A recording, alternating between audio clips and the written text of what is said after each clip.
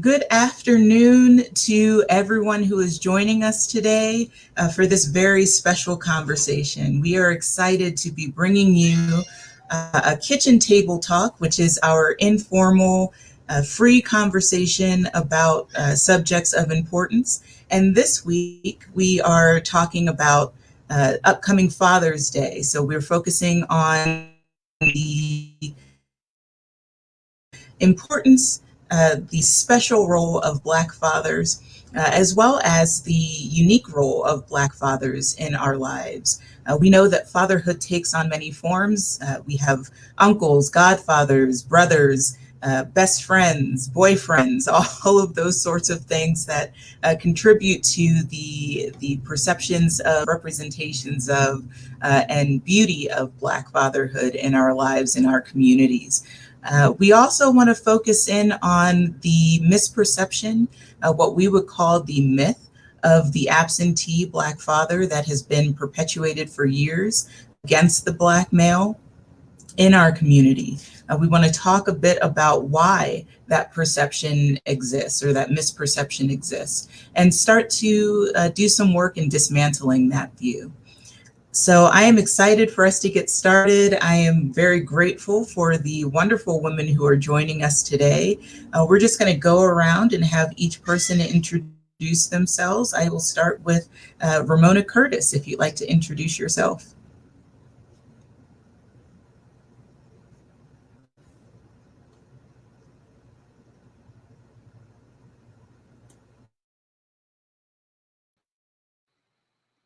Was that me? Hello, I'm Ramona Curtis. I feel like I'm on a bit of a delay, but I am the director for workforce programming at Tulsa College. I'm a Bay University retiree. But more importantly, this is near and dear to my heart, the topic we are talking about today, because before I got to higher ed, justice, I worked with African American men.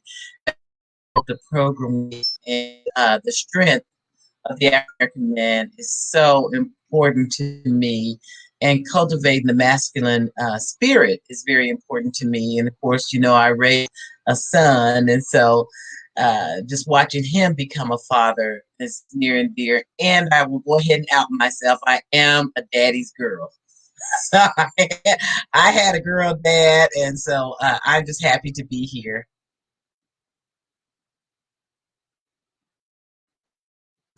Well, thank you so much. We're so happy to have you here with us as well. Amber Jones, if you'd like to introduce yourself as well. Hello, everyone. I'm Amber. My day job is a research coordinator over at the Pathogen and Microbiome Institute at Northern Arizona University. I'm also the vice chair of the Coconino County African Diaspora Advisory Council, and I am also very excited to be a part of this panel because my dad and my grandpa are two of like the most important people in my life and two of my favorite people. So I'm so excited to be a part of this panel. Thank you so much. We're excited to have you here as well. And finally, not last, but certainly not least, Ms. Shawn Thomas. Shawn Thomas. I was a clinical professor at NAU at Northern Arizona University, and I currently am a principal at a K-8 school in South County, San Diego. I have two girls, one 20, one 17, and I'm married to a Black man, so I see this dynamic from many different angles. And like Ms. Curtis, I too, I loved my daddy. I loved my daddy, so I'm glad to be here today. Thank you so much for joining us. And to introduce myself, I am Khara House. I currently serve as the chair of the Coconino County African Diaspora Advisory Council. I also serve on different councils and committees in Flagstaff, as well as the Southside Community Association board. And this topic is obviously a big one for me as well. Like others on our panel, I am most definitely a daddy's girl. I remember going to the daddy-daughter balls and just doting on my dad constantly. He still is my number one advisor. If there's anything that I'm having a difficult decision making, he's the first person I call. And I know that he is always available and present. So I definitely am interested in us diving into that conversation of that misperception of the absentee Black father. Because it sounds like for each of us that certainly comes across as a misperception. So let's dive right into that topic first. Let's talk about, first of all, where that misperception comes from. It's such a prevalent view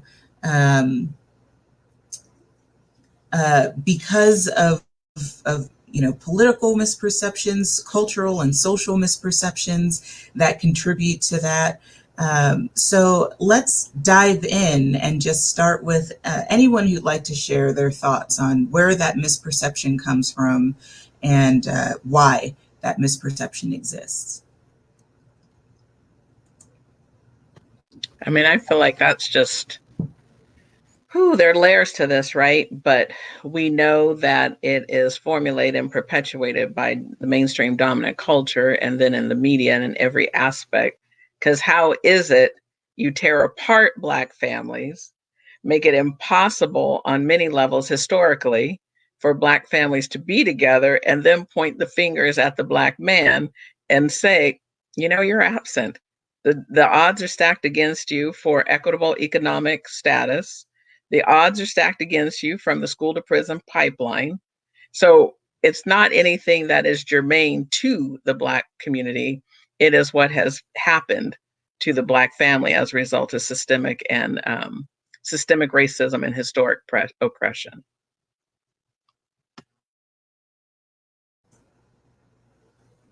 Yeah, Amber, you shared about go ahead, Dr. Curtis.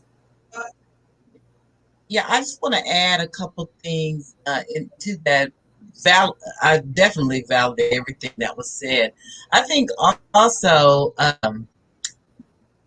the misconception is whenever we hear, and I've been guilty of that in the past, having not read books like Cast and having not read books like Stamped from the Beginning.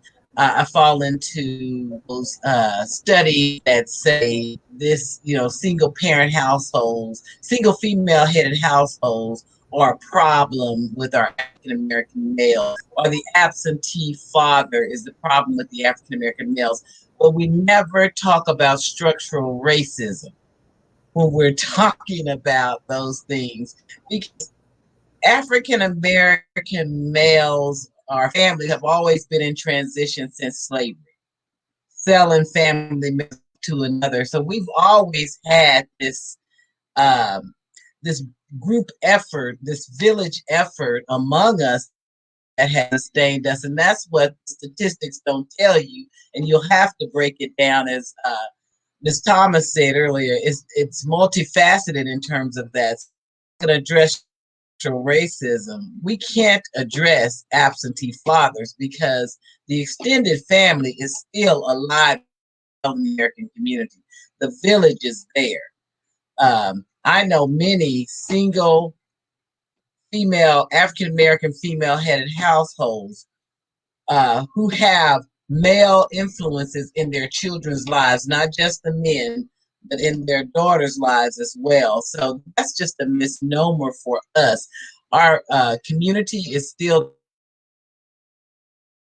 thriving in terms of village working together. But we don't address the racism that we've all been guilty of saying. We've all been guilty of saying, oh yeah, the absentee father. But the absentee father has nothing to do with what we're seeing, the gaps in education, the gaps in health, the gaps in economic development. Structural racism is the perpetuator, this myth that the Black men are not in our, when we don't look at structural racism, it perpetuates the myth that Black men are the problem with the Black community in terms of these gaps. It's just not true. Really, really good points. Thank you. Amber, anything that you'd like to add on this point? It's very hard to follow up both those points, because I think that's really what it comes down to. It's perpetuated in the media is perpetuated by the dominant culture. And even despite the fact that you do, because my dad was very present. He was always at the, the recitals and the concerts, and has always just been there. So even like seeing them, just not just being able to see them as fathers, that still isn't enough to erase this idea that, oh, just all Black men are absentee dads. And I would say personally, in my experience with my dad, he was absent a lot of the time because he was working. He was the provider, and he had a blue collar job, and he had to put so many hours into it. So he might not have physically been present for a lot of that period, but he was always, when he was home, he was home. When we needed him, he was present. And I would like to say that about my grandfather as well. But the fact that he wasn't able to, climb that socioeconomic ladder the way that, white men might be able to, he had to put in additional hours. He had to work more. And so it might look like he wasn't around as much, but he was still, when he needed to be there, he was there. Let's talk about that, because that's such a good point. The grind of Black maleness in this country, of having to work 10 times harder and 10 times longer and 10 times more to climb 10 steps behind anybody else, it seems. There's that level of, it's such a strange discrepancy in these different perceptions of Black men. You have that idea of, the man needs to be there for his family, but he also has to be the provider. He also has to work these countless hours to be able to provide for his family. And yet when he's out working and doing those things, then you have that perception that, well, he's not there for the family. So how do we combat that? How do we shift that perception? Or is that even something that is our responsibility to do? I'm curious about that, because it's just another added weight to defining our humanity as Black people, and defining, I love the phrase that Ms. Curtis used, cultivating the male spirit. Having to do that for Black men is such a unique thing in American society, because other folks don't have to define masculinity for their group's males. Yet within the Black community, we often have to do that. We're constantly having to put those definitions out there. So any thoughts on any of that? Well, I personally am not interested in trying to beyond my sphere, and I'll tell you why. Because of what you're saying, the toll that it takes on the Black family as a whole, when you do have a Black male figure in the home that's trying to make it. And Ms. Jones talked about in the blue collar world. I could very easily talk about in the academic world, right? Because it's still a toll that it takes on the family. And at some point, me as a mother and as a wife, I'm protective of the health and the welfare of my husband and the health and the welfare of my children. And so whether you can see that or not, because we're already addressing structural racism on all of these other fronts. And quite frankly, most people think that because they probably don't even know Black people. They probably don't know Black families. I had a coworker once tell me that we had someone out in the office. This was many years ago. And she said the person was out because she was going to go to a court hearing, a custody hearing for the father. Long story short, the white female coworker said, well, she's not angry because she explained to me that that's just how Black men are, and they can't help it. They can't help but father multiple children, and they can't help but not be present because it's genetic. And I said, okay, you're going to need to just stop, close your eyes, and think about the Black men that you know. Let's start with my father. Let's start with my brother. And I named a few others. So is that even true for the Black men that you know? No, it's not true for the Black men that you know. So don't repeat it just because it's in the media and someone else has chosen to perpetuate that myth. Don't put it on us because it's not even what you know to be true in your own lived experience. But I think at the heart of it is because other people, non-Black people, just don't know Black families. And I think that's especially difficult in Flagstaff given the numbers and the percentage. So I don't see that as my personal ministry or my mission. I think it comes across because, you know, when I was there, of course, you would see Dr. Guthrie and I together. When I was growing up, my mother and my father were always like this at events with us in tow when it was appropriate. So I think you can see it and hope that people will question it, but not for me. And I may be wrong, and you all can certainly take me to task for it.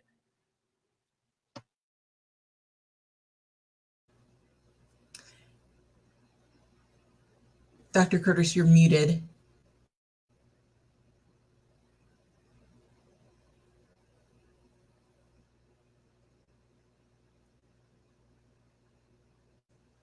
While she's unmuting, I will say this, though, that I do think that on the other end, that we do have a responsibility to step in. I had a situation recently where it is a single Black female head of household raising a Black male. And I did feel that as a system and as a citizen, that I did need to step in to try and help mitigate what could have been a very negative situation. Yeah, well, I was validating. I'm sorry. You're good. Keep going. I'm having technical problems. Okay, I'm having technical problems. I'm so sorry.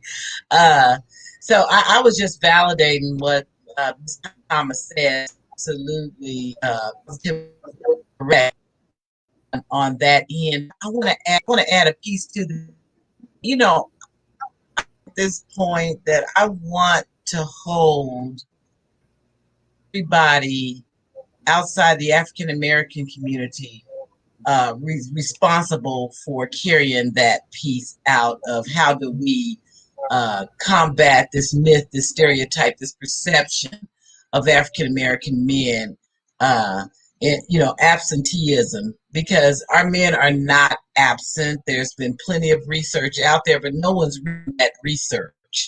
No one's reading that research. My dad, you know, my parents were together forever. So I had to stay at home. I mean, I had a stay-at-home mom, but I had a dad that was in the military. But my dad was at a 2-year career. He was out of our household. But that does not mean that I didn't have grandfathers and uncles and coaches and principals and people in my life that were modeling what it is to be a man. You know, and so those things are important. So it's, when we talk Black men outside the family, people tend to think that they're just out there doing things like drugs and just don't care about their kids or anything.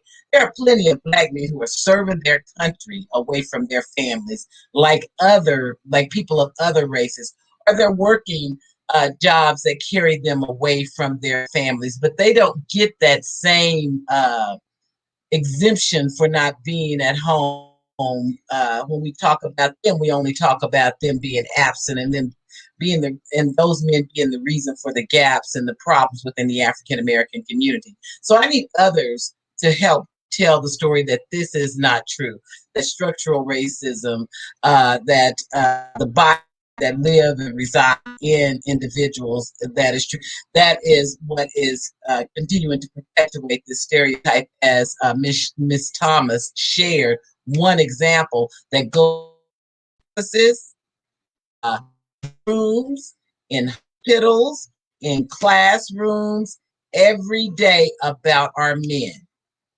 And what we need is those professionals to tell the truth about it and not just operate on what you heard.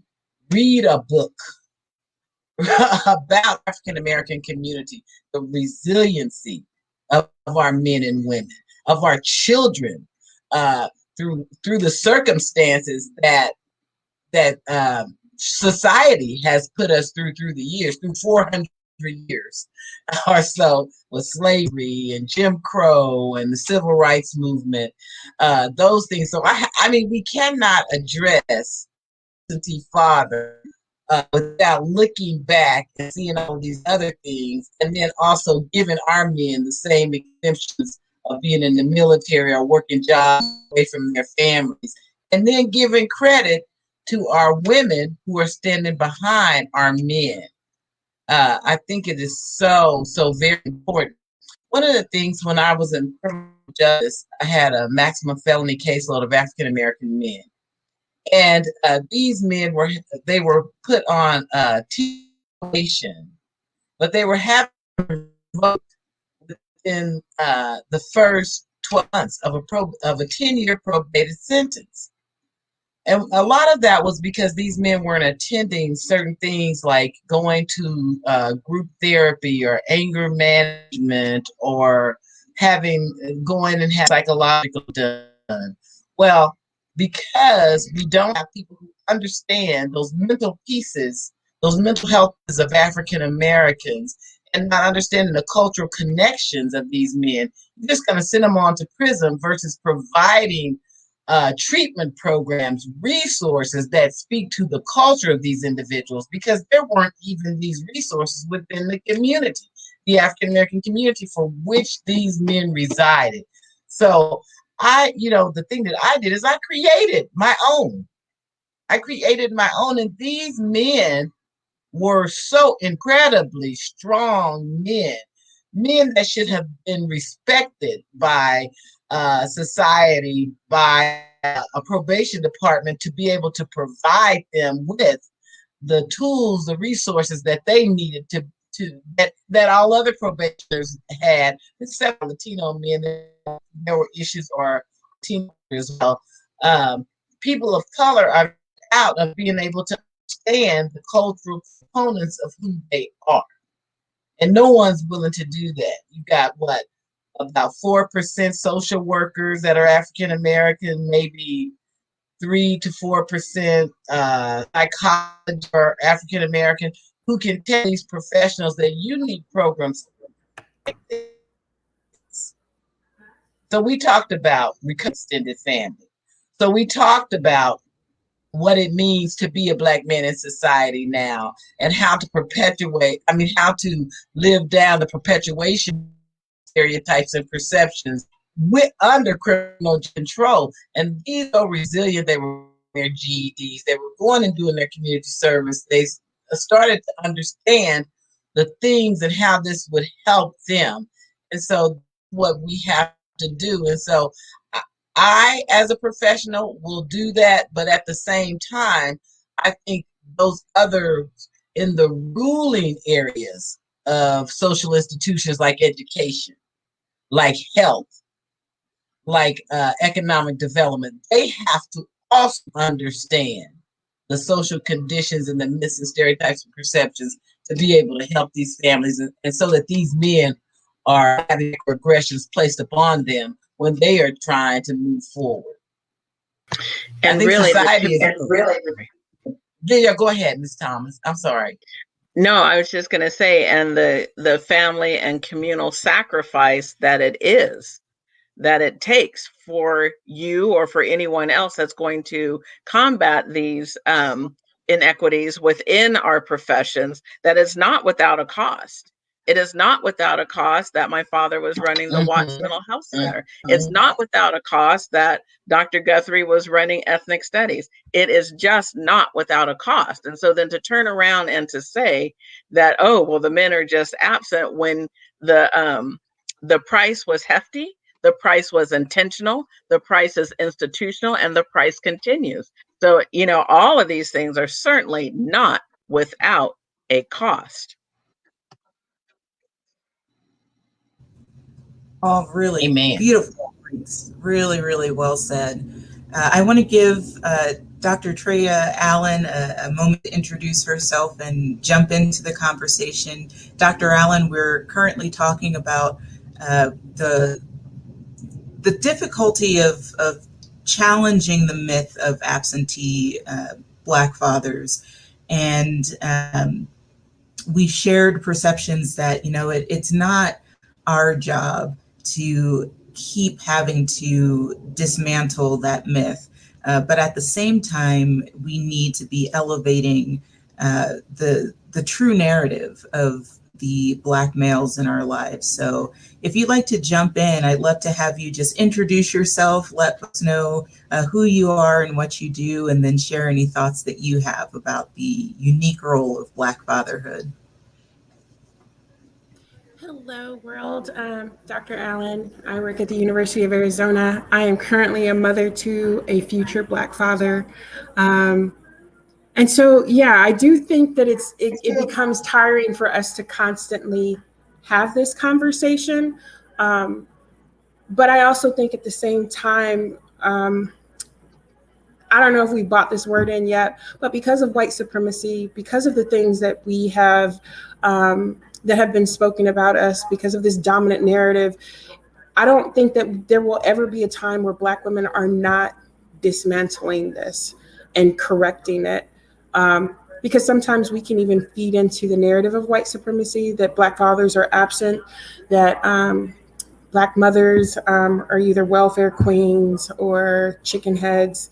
And sometimes we can perpetuate these myths in and of ourselves. But even if a father is absent, right, because they're at work, because they may be incarcerated, because they are long hours, right, to make ends meet for their families, it doesn't mean they don't exist, right? And so I think that we've replaced this narrative of, instead of, I think that a lot of times Black men have never been able to say, I'm at work, without it being absent, right?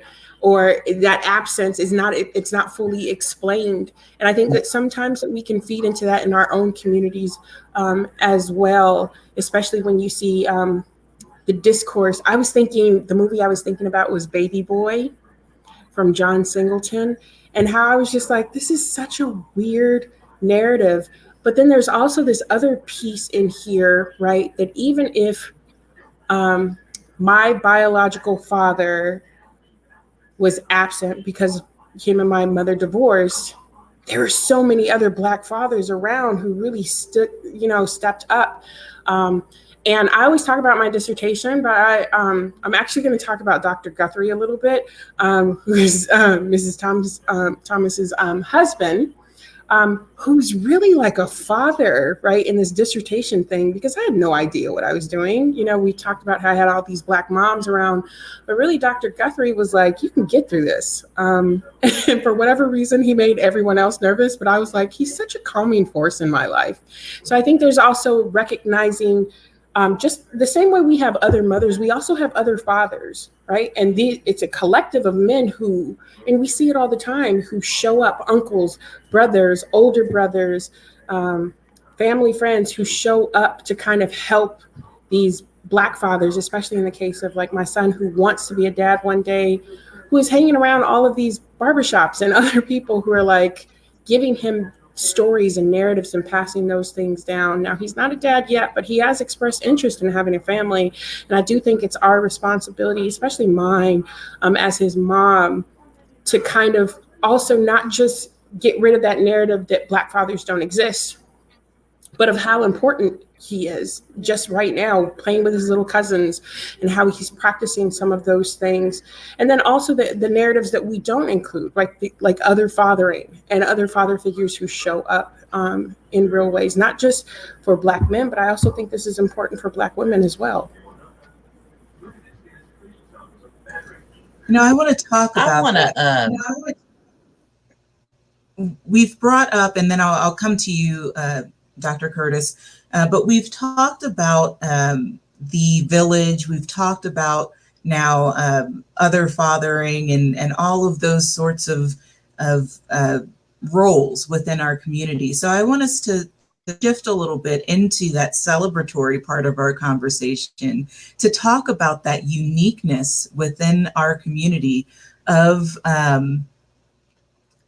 varying Black fathers for us. You know, how do we see Black men within our communities serving that role as part of that village and stepping in to not replace anybody's father, but to add another voice that to that conversation? It's funny. My next comments were going to be from a CDC report, and I just want to give some. And Ms. Just want to give some stuff from some research from the CDC about Black men. So I want to make sure that we're telling this story from that's research based. And in a 2013 report from the CDC, Black dads, whether they children or not, are more actively involved in their children's lives than their counterparts of other races in terms of bathing them and diapering them and feeding them.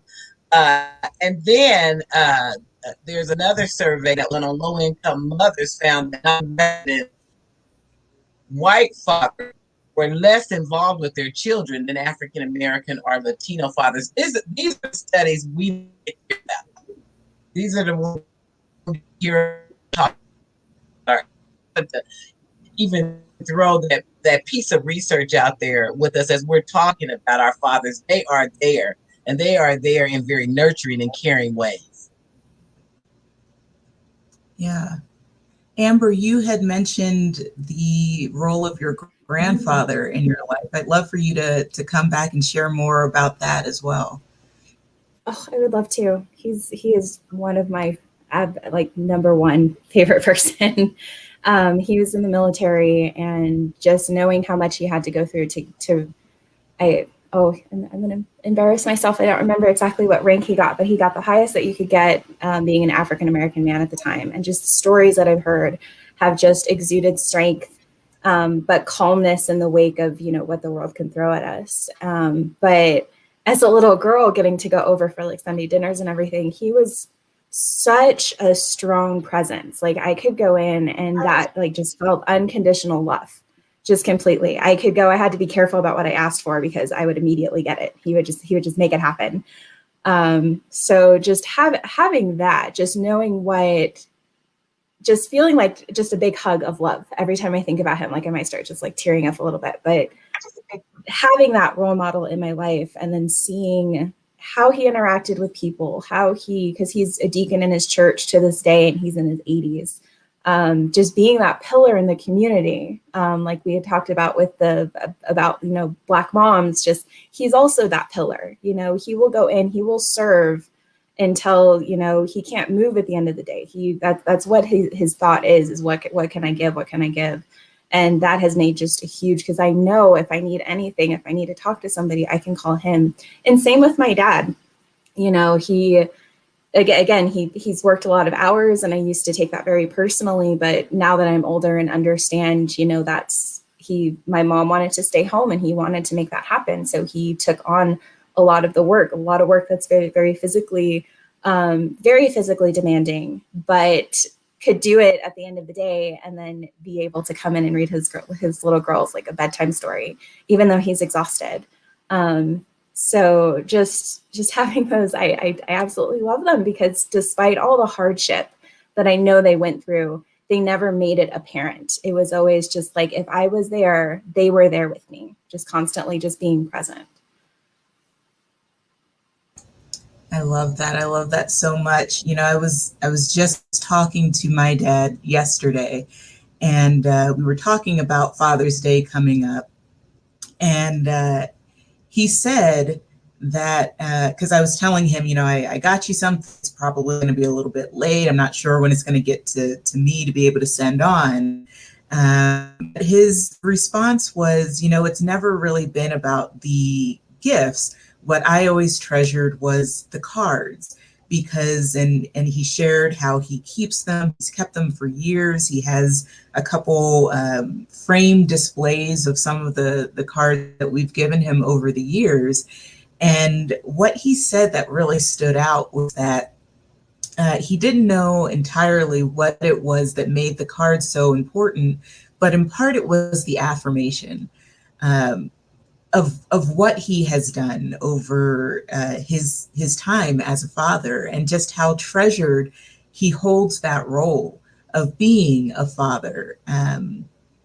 And I mean, that just, it was like a positive punch in the gut to hear that from him, just talking about what it means to a Black father to have that role affirmed, and just to think about all of the different ways in which society just puts that role down, denies that it exists, or just ignores it completely. To think of how important then it can be to those men in our lives, whether they're our biological fathers, our brothers, our male friends, our parents' male friends, you know, the community that steps into that role, how powerful it can be to just see that affirmed in any way, whether it's a card, whether it's a presentation like this, or, you know, just the different ways that we can affirm that they are seen, they're recognized, they're valued within our community. It makes me think, especially with Juneteenth coming up, and how important celebrations of Jubilee are within the Black community and within the Black family, and to take those times that are set aside. You know, I have fond memories of my father slaying a duck and a goose from his own yard that he would then, you know, serve. I didn't want it, but the point is that those times when we can come together, enjoy a special meal, to seek, you know, and celebrate Jubilee, and to celebrate freedom in all of its various forms, and not just the historical form of Juneteenth. But you know what? Made it through another day, made it through another week. We are here, we're together. Let's celebrate, let's have some Jubilee. Let's set aside some specific time and just, you know, exhort one another. I'd love for us to do a little bit of that now, to have some moments of Jubilee and celebrating the Black men and fathers in our lives. So if folks would just like to share any stories or experiences that stand out in the celebration of Black men who have served in that father role, I would love to hear those. Well, I'll go to, I see you're unmuted, Ms. Curtis, so we'll start with you. Oh, and I actually unmuted because when I mute, it takes me too long to unmute. So I'm having technical problems today, but this is so to talk about Black men, because I am. So look, if there were no Black men on this earth, you know, just take me down, because I love the strength of their story. I love the resiliency of men. I remember when Angie Stone came out with the song Brother, you know, she's like, you got your blue collar brother, your everyday brother, and all your Wall Street brother. I mean, anytime we are talking, I love the best man. I love seeing that group of brothers journey through life together. You know, it reminds my father and my grandfather, whether they were fishing and dominoes together, whether they were just talking, you know, about things, and then the spiritual strength of the Black men in my life. You know, my dad was my pastor until I went off to college. You know, that, you know, my father was my pastor from birth, and you know, just to see that, like, my dad would handle things when we were growing up, because my dad was tough too. So 21 years in the military, in the Air Force, and then also a pastor all those years. I remember one time, and I love it because I raised my son on my dad's philosophy. So there were 5 kids in the house. 4 kids were stair steps. So we were playing outside and some glass got broke. I promise you not that glass. But somebody did. So my dad asked who broke the glass, and it was only because they didn't pick the glass up and put it in the trash, and you know, someone could get hurt and all of this. Well, we did not, no one told who broke it, and no one fessed up. So he whooped all 4 of us. And he said, I asked one time who broke the glass. And if y'all want to have this code, everybody gets it. And so we all got whooping. And after that, my baby, she started telling anything that daddy wanted to know, she would tell. She wasn't going to get a whooping again. But there's stories like that that I love, that my dad, he gave us that. He didn't whoop us a whole lot. The lessons were so rich. One time I was in college, I was in college. I came home and well, no, I called home and I said, Daddy, I'm hungry. Now I was working work study. And and everything was paid for on campus. And so I said, Daddy, I'm hungry. Can you please put some money in my account for me? And he said, don't you have a job? I said, yes. He said, well, you're not managing your money well. He said, call me when you are. I mean, these are just my lessons that my dad would give us.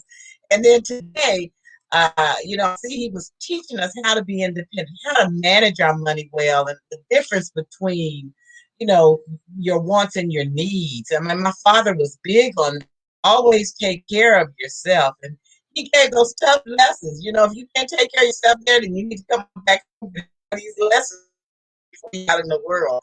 And he was hilarious too. My father was hilarious, but he had that dry humor that I loved so much. And my son is just like him a lot of times with that dry humor. So yes. So he's girl. I miss him so.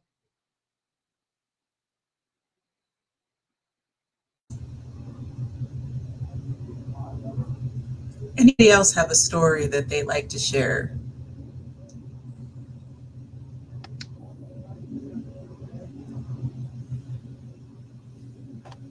I was thinking about the wisdom that I gained from my father. I actually learned to cook more from him than my mother because she just didn't care for it. And so everything from how to roast a turkey till the meat falls off the bone, to salmon dip, to whatever it was, I learned all of that from my father. And also from my mother's father, because he made the best waffles, the best peanut brittle. And so you went to the men. If you wanted a taste treat, you went to the men. Now, if you were just trying to get dinner on the table, yeah, sure, you would go to my mother or my grandmother. But if you wanted a taste treat, you were going to go to my father or to my maternal grandfather. He also was very keen. Well, they both were, but he was a very strong presence in terms of how you present yourself, not only just in terms of grooming, but diction and elocution, which we know is important in their generation. Not selling yourself short. Don't let anybody run over you, talk over you. And then really what to think about and to look for, to tell the difference, as they told me once, that they needed to work with me so that I knew the difference between pyrite, which is fool's gold, and actual gold when it came to men, because they felt I liked shiny, flashy kind of guys. But just all of the wisdom that I learned from my father that still carries me through today. And he passed at 90, but all of that is just here. And I keep him alive by telling my own children those same stories. So when I think about him, I think about the wisdom that I learned from him in every aspect of life. Every aspect, how to do a presentation to how to set a table. I learned it from my father. So I think of my dad as teaching his girls to be strong and his sons and grandsons to be tender, right? So even kissing my brother, kissing my own son, my nephews, and then really just encouraging me. Like I remember having to travel up to Flagstaff to defend something or to meet with professors. And my dad would say, you walk in the room like you own NAU. You walk in the room like you're supposed to be here. Because for whatever reason, I would always encounter faculty that didn't know me who would be like, are you supposed to be here? But I remember him also telling my son that it was okay for him to cry. It was okay for him to be pissed off. And so my son is just bawling. I think he was like 7 and he was bawling, and he was sitting on the bed next to my dad who had these really burry arms, who kept telling him, cry it on out, kid, cry it on out. And I used to call him J-Bug. cry it on out, J-Bug. It'll be okay. And then after he would, Jay had finished that part of, he would sit and talk with him about like, okay, how are we going to address this? And so I think that in a world, the generation my father came from, he was born in the 50s. I think we're getting ready to walk into the Black Power movement. There was like, and I think just maybe 10 years after he was born, that's when we get the Moynihan report, which basically was like, Black women are the reason why the house is being torn apart. Everything in society was telling him that him and his brothers should be strong, emotionless, and ready to defend and fight at any moment. And for whatever reason, I think it was probably because my dad, they're from the country. He learned a tenderness, right? That was probably not characteristic of his day, but because of that tenderness, he was also not, the word I want to use is like, he wasn't afraid of strong women, and he actually preferred a strong partner, is what he would say.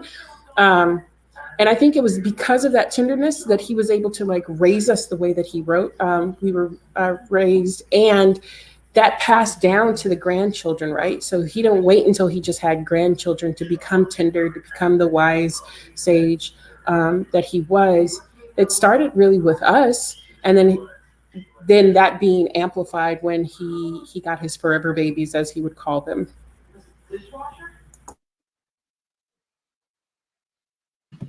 I'd like to add a story from my dad, and that really speaks to the tenderness part. So I play the flute and have for forever, and he was always at the concerts, elementary on up. But at one point, they got me a really expensive instrument, just beautiful, brand new flute. And the way he says it, he was shocked. He's like, "Wait, how much? Like, you better do something with this." But then at the first concert I did at NAU, he was sitting there and we hit our first note, and the woman next to him was like, "You're crying. Like, do you realize?" And he was just that amount of just that moment. I heard the story later on, but just knowing how proud he was of us and just how supportive he was in the background. He was band dad. He was always he was there, but just to know that he like. The music I was playing actually brought him to tears. And then another thing that I love about my dad and my grandpa, or both of them taught me how to communicate with people. As somebody who was super shy and being raised as a woman where, in a community where it's like, okay, you need to be silent, you need to be modest, you can't, be on the sideline. I really learned how to break out and talk to people just by following their example. They would go out, they will talk to anybody. My grandpa in the grocery store having on like a full conversation with a complete stranger, and they leave just like the best of friends. And so being able to watch, and I think I'm going to share this story too. So when I was little, I was really upset with the fact that my dad had to work so much. And so I remember my parents took me to DQ and were talking to me, and I said something to that effect, that I just wish that you could be here more. And he's sitting over there just like, pull the dagger out of my back, kind of making light of it. But I also want him to realize, like, I did gain all of that because I realized he had this way with people. And I really wanted that. And I was struggling because I was different and not fitting in, and I didn't understand why. And I thought, if he was here more, I could learn that, and then I'd have more friends. And so that's actually what ended up happening, is just having his example there got me to a point where I was able to open up and start communicating and able to do stuff like this, like be able to share my story, and really to go back to one of our first questions of how do we dismantle this narrative. I think just doing that, like things like this, celebrating our men, getting to talk about our experiences and sharing our stories, is probably the least tolling, because as Ms. Thomas said, it's really taxing, having to face this day after day, realizing that it's just, such an integrative part of the community that we're living in. But I love this. I love getting to celebrate, because it's not only are we sharing the stories with people who might not think about us this way, but it also fills my cup too. It fills my soul when I get to talk to other people about my experiences and my family, and get to hear the stories on the other end too, which I think is just fantastic. One more story of my own dad that I want to share, and I'm going to try and get through it without being emotional, but I am making no promise. You know, our cups are full and sometimes our cups overflow a little bit, but my dad's always been there for, you know, the big events in life. And I think I shared during the session on motherhood, the struggles that my mother had with her mental health that sometimes prevented her from being there fully, but she always made sure that we were loved. And one of the big things that always stands out to me in terms of my dad is, so I graduated from NAU with my master's degree in 2011. And in the midst of that, my mother was having a mental health crisis. And she was saying that she was going to come to my graduation. And unfortunately, because of that crisis, I knew that it just was not a good thing for her to be there. And so I had to tell her that she couldn't come. Unfortunately, with that also having to tell my dad, you know, it just, she's really upset at the idea of her being told not to come and you being able to be there. So I'm going to ask you not to come as well, for the sake of, you know, everything's going in that situation. And so he understood that. But still got the information for viewing the graduation ceremony online. And I was overwhelmed in the midst of the graduation ceremony because I knew he was watching. But at the moment that I graduated, I get a text message from him with a picture of him watching and celebrating in his office that I had graduated. And for me, that story just always stands out as an example of, you know, Black fathers can't always be there physically, but they can always be there. I mean, just the way that he was always there for us, emotionally and spiritually and in all those other ways, even when he could not physically be present for things, is such a powerful testament to the role of Black fathers in our lives. So we're down to our last kind of 4 minutes of this hour. I want to make sure that we spend some time talking about that again, going into the village, going into the role of other men in our lives who take on that role. So that's, I know it's not entirely unique to Black male fatherhood, but it does feel very unique in the way that different men step in and take on that fatherly role or share their wisdom. So let's talk about that a little bit. If anybody has either examples or just wants to talk about what that looks like within the Black community. I'll share first so I can get the crying done if the tears come. So when my father passed in 90, now Ricardo does not like that. My take on it is that we were an arranged marriage, because just kind of stick with me on this. My father was a Black psychologist. His father was a Black psychologist. So they were colleagues and they were friends, right? From as long as I can remember, but I didn't know Ricardo yet. Then they were in private practice together. And when my father passed, his father was still living and lived, you know, thankfully for quite a few more years after that. His father really did step in. And so when he was in town, because he worked out of town for a number of reasons, yet again, right?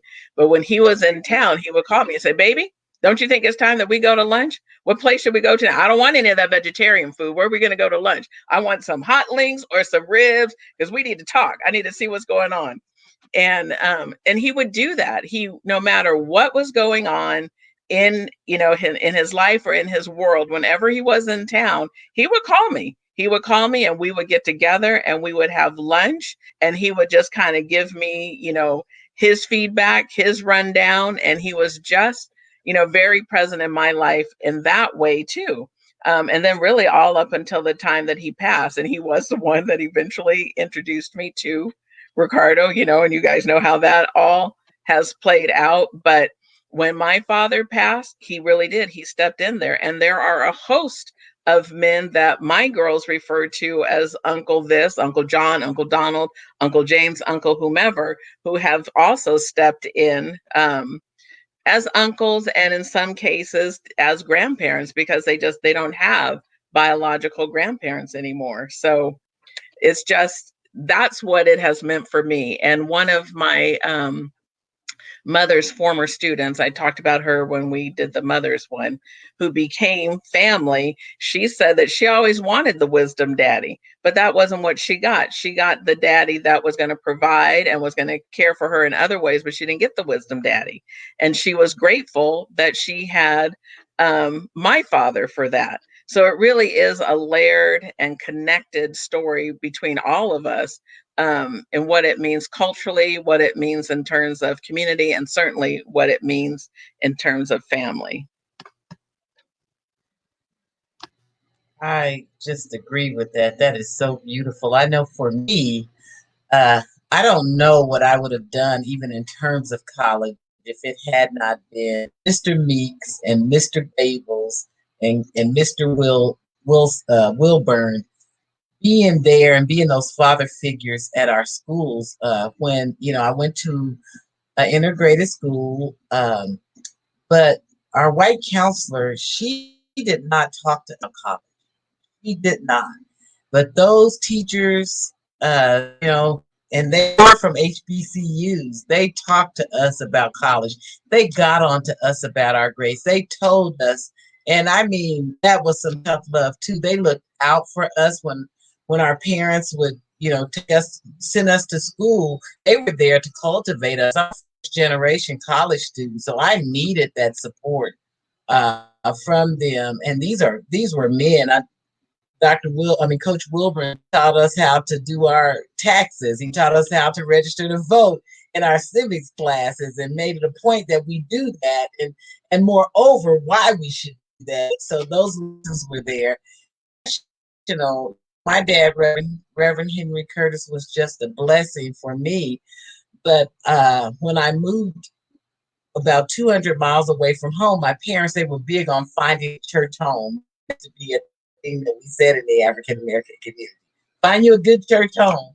And so when I moved away, I found me one. And the pastor of that church, Reverend Hankins, he became my father. So at like 35, I got me a godfather. It wasn't at birth, but it was definitely a god from that day on. He and his wife were just incredibly, they're my parents. They're my second parents. And to have him in my life, he'll call me and say, I thought about you today. I've been praying for you. Is everything okay? I mean, you don't like to have, you got your girlfriends, you got your aunties and everybody doing that, but you don't know what it's like when a father figure calls you and says he's praying for you. How you doing? I hadn't heard from you in a while. Just want to know. And just that love that just pours from him. It's so important, and it's missing as to why our girls such father figures, male in our lives, and they strengthen us as well.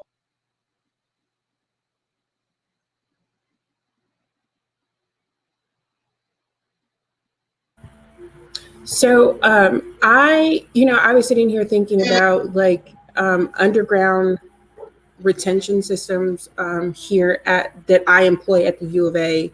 And so I lovingly call them auntie and uncle networks, because we have the majority of students who come to the U of A who identify as Black actually come from outside of the state of Arizona.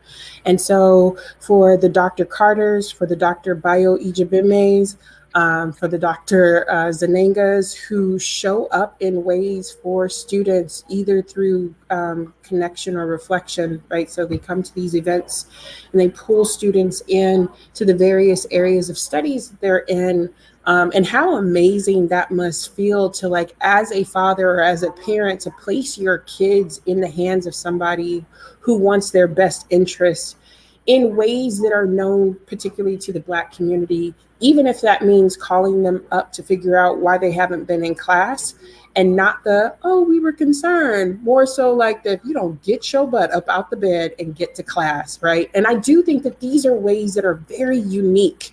Outside looking in, if you don't understand that, you would think that it would be abusive and overstepping, your bounds. But if you understand the histories of our communities and what makes us strong, is that the village concept is you have your birth parents, but then you also are responsible too. And everyone is responsible for you. So you really have multiple fathers. And I do think that that is unique, very unique to our community, especially being and watch this, a Black person in the United States of America, where our Blackness is often contested, often criminalized. And it's these networks of uncles and aunties, other mothers, other fathers that really do help, if we allow them, help, single parents like myself. At one point, I was a single parent. These other individuals who helped to help me raise my children when I couldn't because I had to go to work, right? I think my godfather, who allowed my son and a couple of other boys from the church to run through the house like no shirt on, playing Nerf wars. And I remember pulling up and being like, Dad, what are you doing? It's like 110 degrees out here. And he would say, the boys are all right. And to this day, they talk about Grandpa Moore, who is not my biological father, but showed up, right? In a time where my father was sick, God rest his soul, who passed recently. And then my biological father, who just doesn't even know his grandchildren at all. So very appreciative for these systems that even if we don't know what to call them, they are still passed down ancestrally, generationally. And we know them, right? We may not have a name for them, but we know them autochtonically, right? So that's what I think of when I think about this village of men. And I also think about, and I don't know if we've mentioned this, but the groups of men who come together because they're trying to figure out this father thing, and other fathers, whether it's their peer group, who are also helping them to be fathers as well. And so I think there are a couple of Instagram accounts, but the one that comes to mind is Kier Gaines, right? Kier Gaines or Deval Ellis on Instagram. And I think you can find them, who have formed collaborations because they want to be better fathers, and they may not have their own fathers. So I also think about that as well, that not only do we have community parents, but we also have individuals who are banding together to support fatherhood as it's happening.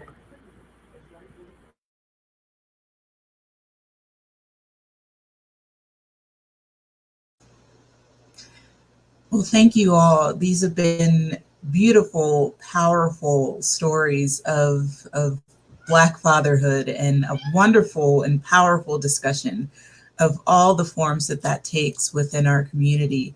I want to close this out with just one more question of just getting your final thoughts on celebrating Black fatherhood. Why is it so important for us to have these sorts of conversations and to celebrate these men in our community? And I will open that to anyone who'd like to kick us off with that question.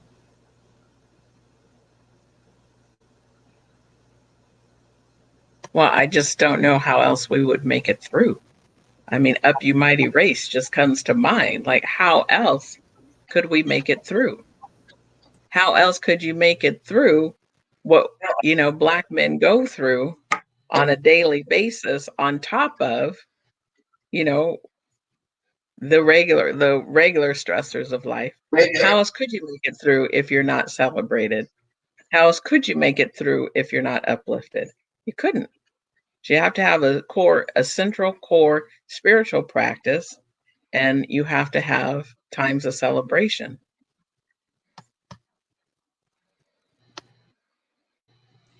I would say we also do this because I love how much Black men love This is a beautiful thing, and how a lot of times there are no parameters around us in the life of our males.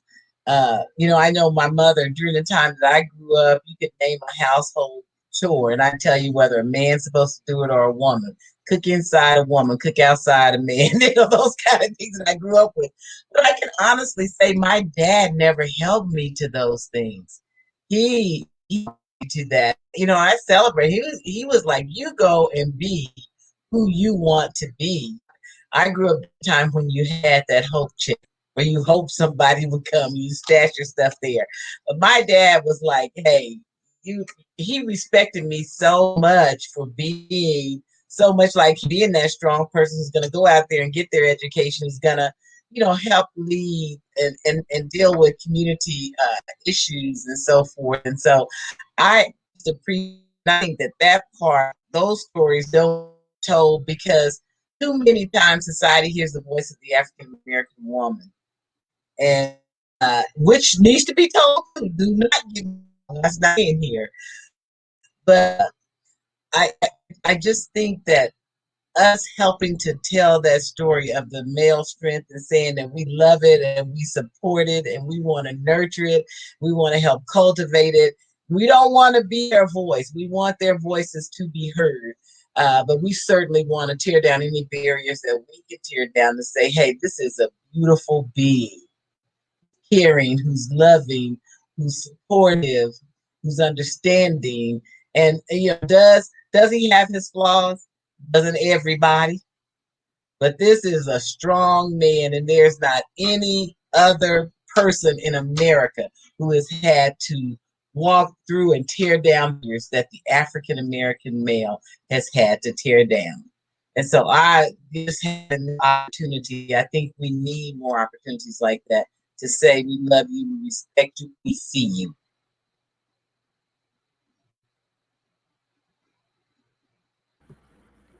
So I was thinking there are three thoughts that I have on this. The first one is from Schomburg, right? So the Schomburg Center in New York. I can't remember his first name, but he said, we have to go back and dig up our history. Otherwise, we'll fall prey. We'll fall prey to believing things like the endangered Black man and the strong Black woman, both narratives created outside of our communities in order to keep us the tension within our community, so that we aren't challenging these systems, right? And so to sit here and to celebrate and just to have a conversation about Black fatherhood and the importance of that by Black women, that is not lost on me at all. But I also think that there is also this thing about health, right? How do we express love towards one another and appreciation, even if it doesn't look the way that we think that it should look? And I think that the weaponization of love or the removal of love is one of those things that kind of keeps communities in fractured and cracked. So us having this conversation to take a moment out just to pour love on fathers, whether they birthed children or they did not birth children, but stood in the place for young Black men who are doing this with their younger siblings or their cousins. I think that is extremely important and healthy for relationships. And then finally, my last thought is that we don't exist outside of one another. So it's important that I take moments to celebrate not just what I believe or what society tells me is a successful family, but in all ways that it shows up. And I think for whatever may happen outside of our houses or outside of our love economies, having a moment as a community to say, let us shower you with love and tell you that you're doing an amazing job, flaws and all, that you are continuing to learn and to grow is not just healthy for them, but it also teaches us about ourselves as well. So this conversation and others like it are very, very much necessary, not just to dig up our history, not just to, as Joan Morgan says, to kill this idea, these narratives of strong Black women and endangered Black men, but also to restore something that is constantly under the threat of white supremacy, which is healthy, loving relationships and a healthy, thriving community that we all have to work for, right? Outside of gender construction and everything else, I am responsible for everybody in this conversation, and they are responsible for me. And I think the same is true of Black fatherhood as well, that we are responsible for lifting it up because we have all got fathers, even if they are not present in this realm. My last thought is I want to celebrate because they're so deserving of it, and it doesn't happen nearly as often as it should. And like Dr. Allen was saying, we have to shower them with love.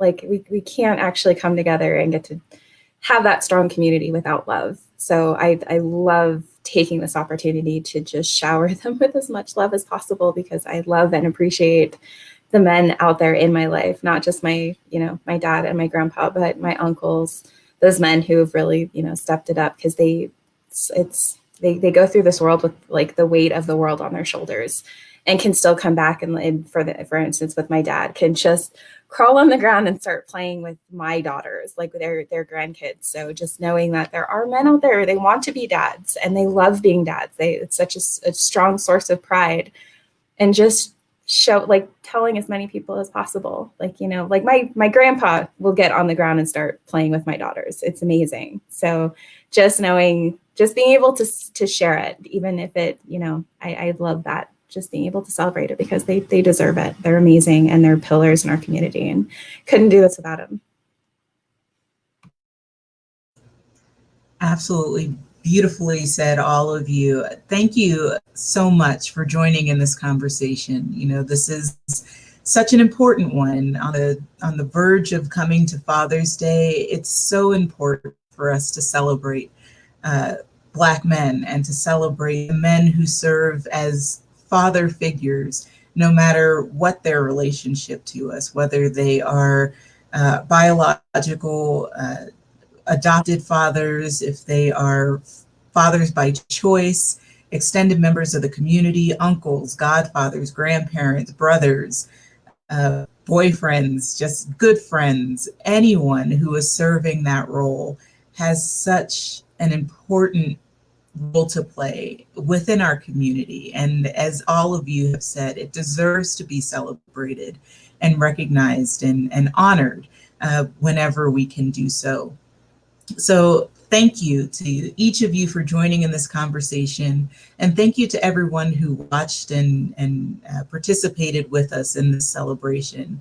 To all of the Black men who may be watching, we celebrate you, we honor you, we are thankful for you, for being part of our lives, for being part of our community, and such an integral and important part of our community. As Ms. Thomas said, how could we do this without your presence? And it's such an important thing for us to recognize right now, especially in light of not only Father's Day coming up, Juneteenth coming up, with all of the community issues that we're facing. Just knowing that you are there and you're part of that community is so important for us to remember going forward. As we wrap up today, I want to remind everyone of the upcoming Juneteenth celebration that will be taking place on Saturday, June 19th. We want to remind folks that this year our celebration is focusing on Black-owned and Black-managed businesses in our community. So we invite anyone who is a Black business owner, who is a Black artist, who manages a business in this community, please reach out to Southside Flagstaff at gmail.com if you're interested in being part of this celebration. We would love to have you and to be able to celebrate and support your business. And to the broader community, we invite you to come out and join in this celebration as we recognize Juneteenth. which is also known as Freedom Day, Emancipation Day, Liberation Day, Jubilee Day, so many forms of celebration that this day is going to take for our community. Again, this event is taking place on Saturday, June 19th, from 10 a.m. to 3 p.m. at the historic Murdoch Community Center. We invite the broader community to come out and join us in that celebration. As always, we share this survey at the end of our presentations because of the important work that this project is doing. This survey is an opportunity to help us to continue providing the community with relevant and timely programming. The survey link will be shared not only on your screen here, but also in the comments as well for you to participate. And finally, if you enjoy the programming that was brought to you today by the Murdoch Community Center, we ask that you continue to support that work with a monetary donation. You can do so by going to the link on your screen. It'll also be shared in the comments or scanning the QR code on your screen in support of the Murdoch Center and the Southside Community Association. And in closing, we just say again to everyone who joined us today, and especially to the Black men who are part of our lives, part of our community, part of our Flagstaff community, and part of the broader beautiful community that we are forming across this country. Thank you for participating today. Thank you for being part of that story. And for everyone going forward for the rest of today, we say again, thank you for joining us. Go out and be well, enjoy the rest of your weekend, and as always, be blessed.